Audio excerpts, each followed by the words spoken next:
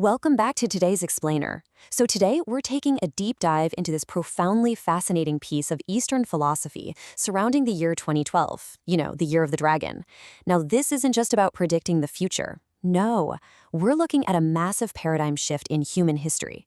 It's about understanding the very fabric of how societies evolve, how we deal with all our historical baggage, and really how we transition from an old world into a brand new era.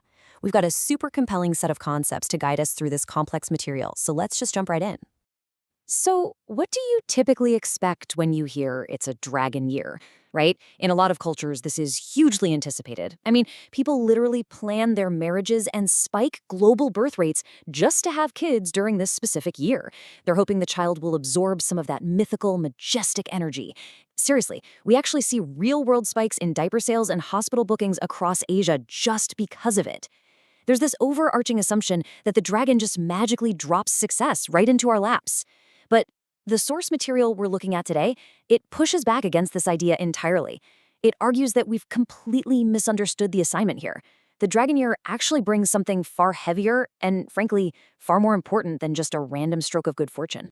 Okay, let's dive into this. We generally expect sudden wealth, baby booms, a superficial windfall. But according to our text, the dragon year actually represents a profound spiritual mandate. We're talking about resolving deep-seated grudges, bringing a definitive end to an old era, and engaging in this massive cosmic cleanup. It's not about bringing new things into the world, like a new child or a sudden influx of cash.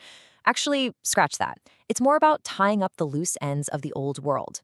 It is the final year of the former world, and it's meant for absolute resolution. And the author of our source text? They do not mince words here.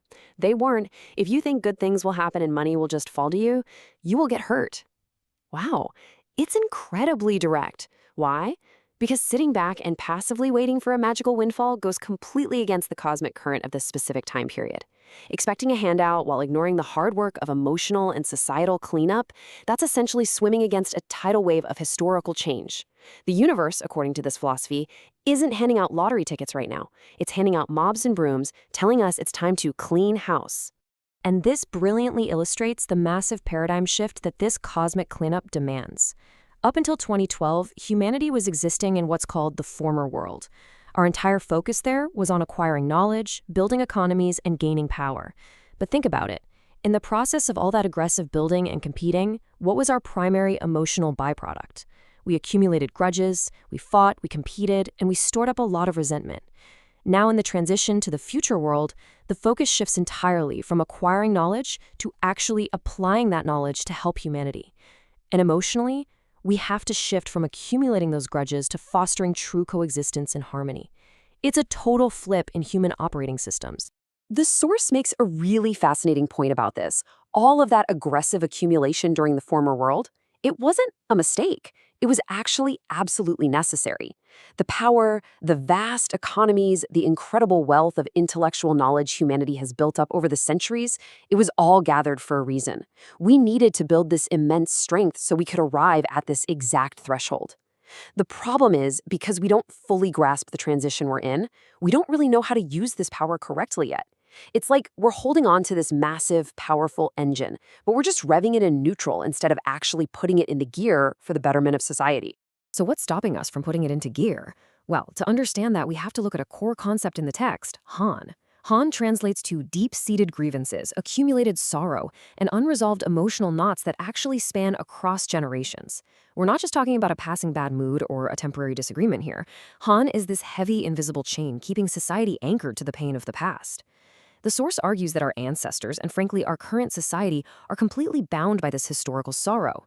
As long as these knots remain tied, we're paralyzed. We literally cannot step into the future world while dragging these heavy chains of Han behind us. And this Han, this deep resentment, it isn't just some abstract philosophical idea. It plays out practically every single day across all levels of our society. You see it politically, in the bitter, uncompromising battles between progressives and conservatives. You see it internationally, in the deeply rooted standoffs between the North and the South, and economically, in the endless friction between labor and capital. Culturally, we've got deep religious divisions, and it even trickles all the way down into our own living rooms, through family power struggles and bitter silences. The text impartially points out that these divisions exist everywhere. This profound need for healing affects absolutely every level of human interaction. If we refuse to resolve these divides, the consequences are pretty severe. The source uses this striking, almost haunting metaphor here. Unresolved historical grudges turn the world into a field of ghosts.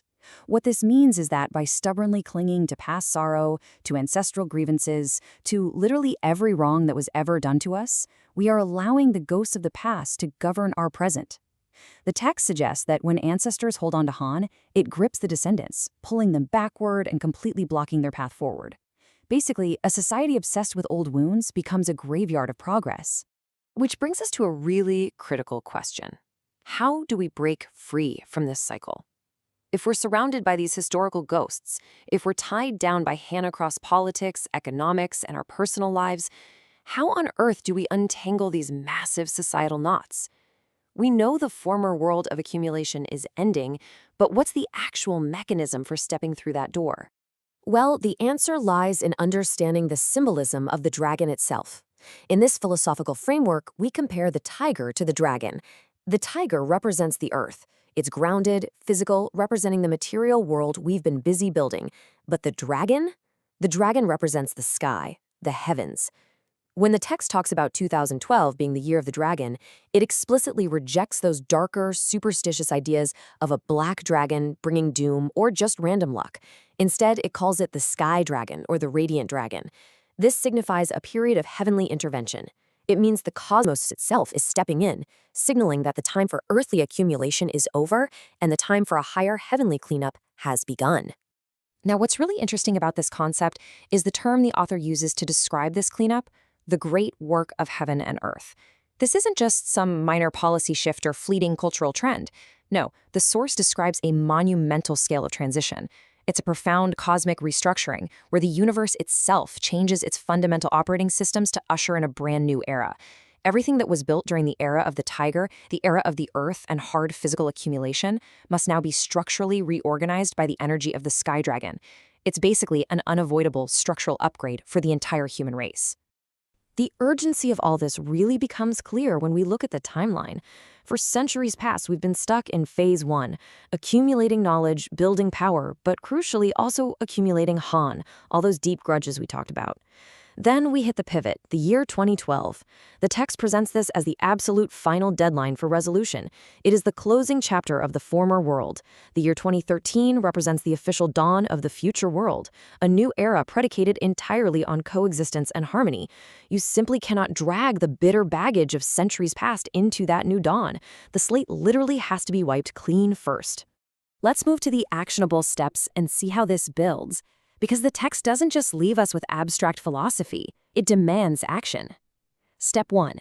We absolutely must actively let go of our past emotional baggage. If you hold personal family resentments or historical grievances, you have to release that tight grip. Step 2. We need to engage in dialogue without claiming superiority. No more insisting one side holds the absolute truth over the other. We have to recognize that all experiences were necessary for our overall growth. And step 3. Unify for true coexistence. Once the grudges are dropped and dialogue is open, we use that massive power and knowledge we accumulated to pull together and actually support one another. Now, if that sounds like incredibly hard work, it is. But the source provides this deeply empowering quote: "Nature helps those who make the effort." The universe, or this great work of heaven and earth, isn't going to just wave a magic wand and magically fix our relationships for us. However, if we take the initiative, like if we actively try to resolve a grudge, if we reach across the aisle politically, if we just try to understand someone from a totally different background, the vast forces of nature will step in to assist us. The cosmos supports proactive healing, for sure, and it actively rejects passive waiting. So the crucial point is, we are standing right on the threshold of a massive paradigm shift. The future world is waiting for us, but the door is locked by the ghosts of our past. Forgiving the past, actually letting go of hate, is literally the only way we as individuals and as a whole society can step onto the future international stage. We've got all the knowledge, all the power, and all the economic strength we could ever possibly need. The only thing missing right now is the wisdom to drop our grievances so we can finally start using that power to create a world of harmony and coexistence. This transition absolutely requires our active, willing participation. As we wrap up, I want to leave you with a direct challenge based on everything we've just unpacked from this fascinating source material. Look at your own life, your own history, your own relationships. What unresolved grievance, what personal piece of Hanan will you actively choose to let go of today to open your own future?